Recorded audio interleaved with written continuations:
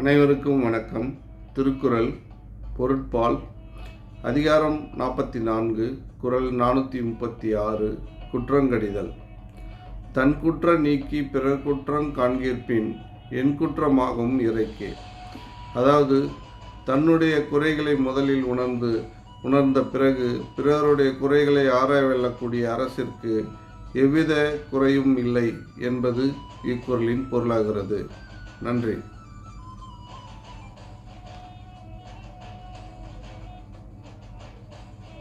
Hello ಪ್ರತಿಯೊಬ್ಬರು.